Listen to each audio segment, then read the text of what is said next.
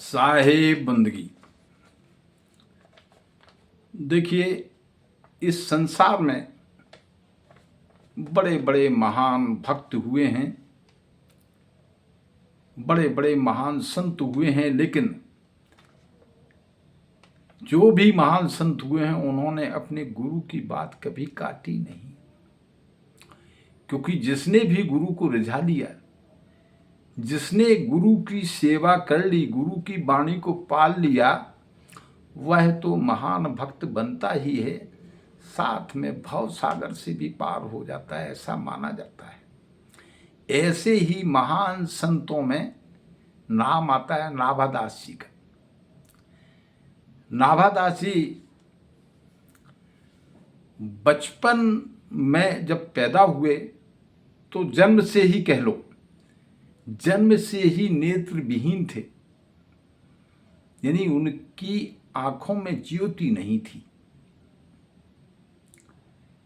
एक बार क्या हुआ कि जहां पर वो पैदा हुए थे वहां पर अकाल पड़ जाता है और इनकी माता उस अकाल से दुखी हो जाती है और दुखी होकर अपने इस पुत्र को बीच जंगल में, बियाबान जंगल में छोड़ आती है और छोड़ के अपने घर आ जाती है।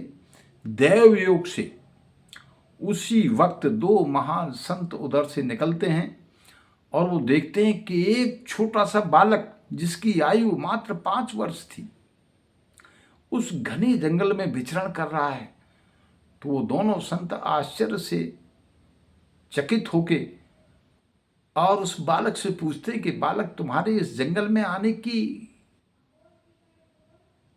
क्या बात है, क्यों इस जंगल में तुम घूम रहे हो नेत्रहीन होकर के। तो तब नाभाजी उन दोनों महान संतों को अपने मां के जंगल में छोड़ जाने का कारण बताते हैं। दोनों संत ज्ञानी संत थे, समझ जाते हैं कि नाभाजी को जंगल में क्यों छोड़ा गया। तब वो नाभाजी जैसे पुत्र को देख के जो नेत्रहीन था, अपने कमंडल से जल निकालते हैं और वो जल उनकी आंखों में छिड़क देते हैं। जैसे ही जल नाभाजी की आंखों में गिरता है, नाभाजी के नेत्रों में ज्योति आ जाती है। ये उन दोनों महापुरुषों भक्तों की भक्ति का कमाल था कि उनके कमंडल से जल जब आंखों में डाला गया तो आंखों में नेत्र ज्योति आ गई और अपने सामने नेत्र ज्योति आते ही नाभाजी ने देखा कि सामने दो महान साधु खड़े हुए हैं। नेत्र ज्योति आते ही वो श्रद्धा से भर गए थे और श्रद्धावश उन्होंने अपना माथा दोनों संतों के चरणों में झुका दिया और उन्हें दंडवत विधिवत बंदगी की। दोनों संतों ने देखा कि नाभाजी बीच जंगल में कहाँ रहेंगे, इनके नेत्र ज्योति भी आ गई है। वो भी बड़े खुश हुए कि देखिए परमात्मा की दया से आज इन्हें नेत्र भी मिल गए। तो नाभाजी को अपने साथ लेकर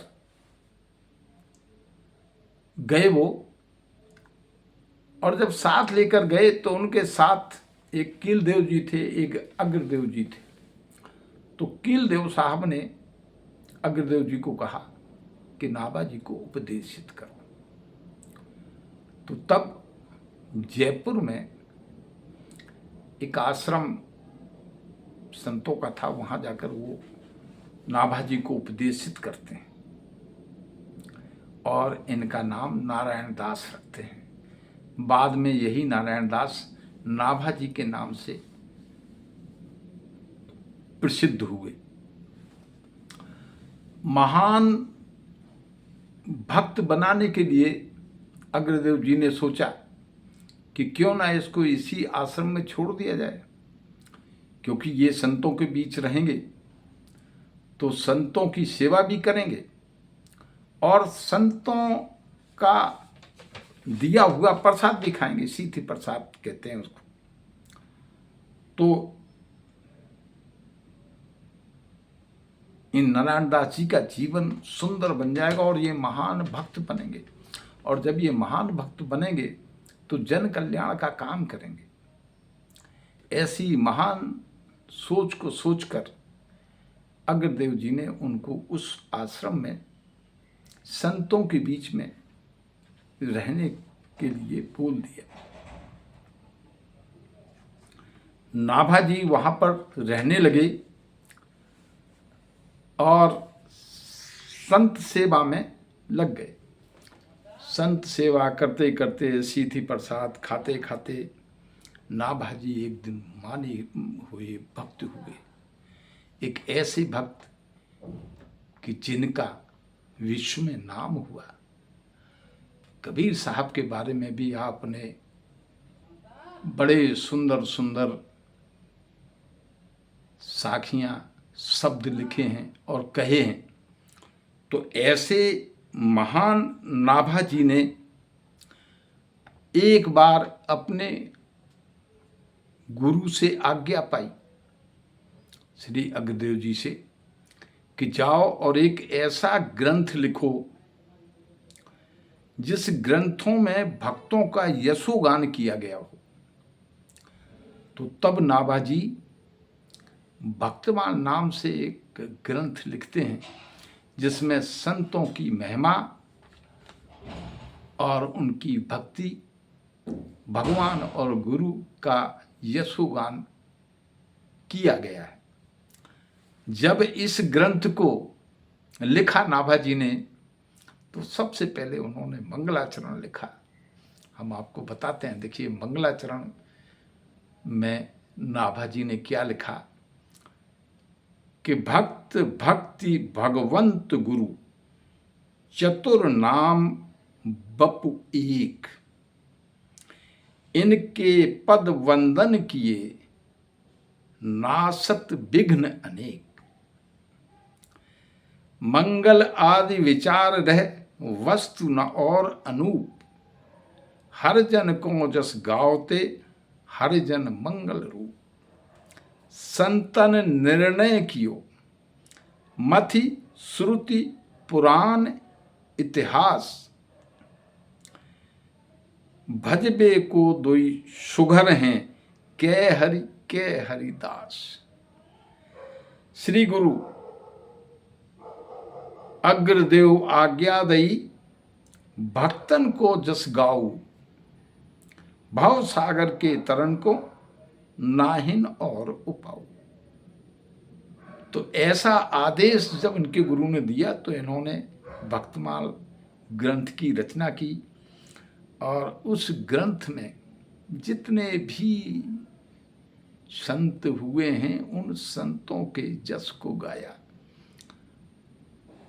उनके जीवन में जो जो सुंदर घटनाएं घटी, भगवान और भगवत ज्ञान के प्रति, गुरु के प्रति उन्होंने जो जो ज्ञान पाया, ऐसी सुंदर सुंदर बातों का नाभा जी ने जिक्र किया।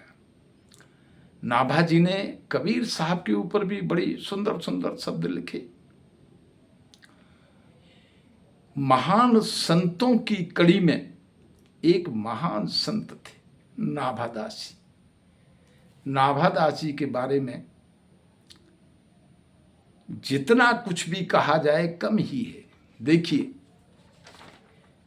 ये कृपा होती है भगवान की भक्त पर, जब भक्ति प्रबल हो तब।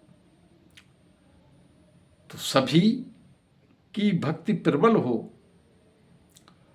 परमात्मा उनसे खुश हो, ऐसी चाह रखने की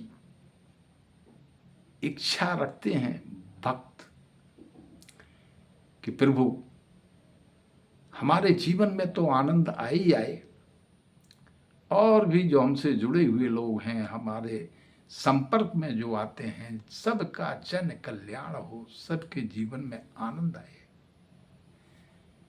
तो ऐसे महान संत थे नाभा जी। नाभाजी के बारे में जितना कुछ भी कहा जाए कम ही है। महान संतों की महान गाथाओं को सादर नमन, साहिब बंदगी।